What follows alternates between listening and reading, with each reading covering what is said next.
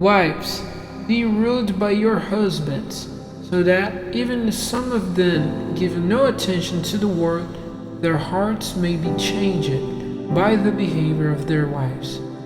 when they see your holy behavior in the fear of God. Do not let your ornaments be those of the body, such as dressing of the hair or putting on of jewels of gold or fair clothing, but let them be those of the unseen man of the heart, the ever-shining ornament of a gentle and quiet spirit, which is of great price in the eyes of God. And these were the ornaments of the holy women of the past,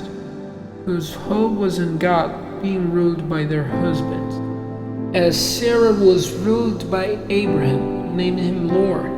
whose children you are if you do well, and are not put in fear by any danger. And you husbands, give thought to your way of life with your wives, giving honor to the woman who is the feebler vessel, but who has an equal part in the heritage of the grace of life, so that you may not be kept from prayer. Last of all, see that you are all in agreement, feeling for one another, loving one another like brothers, full of pity, without pride, not giving back evil for evil or curse for curse, but in place of cursing, blessing, because this is the purpose of God for you, that you may have a heritage of blessing. For it is said, let the man who has a love of life, desiring to see good days,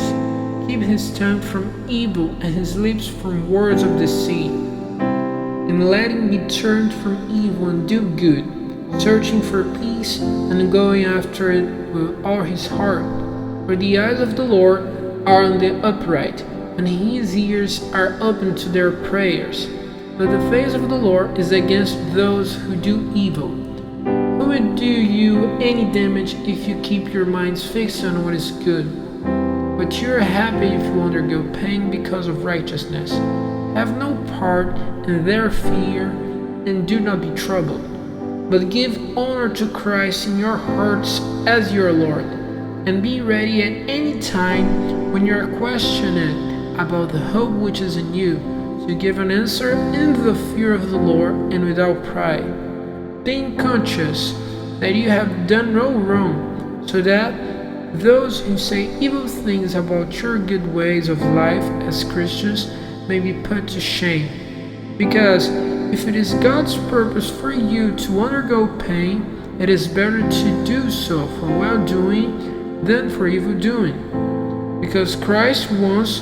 went through pain for sins, the upright one taking the place of sinners, so that through him we might come back to God, being put to death in the flesh, but given life in the spirit, by whom he went to the spirits in prison, preaching to those who in the days of Noah went against God's orders.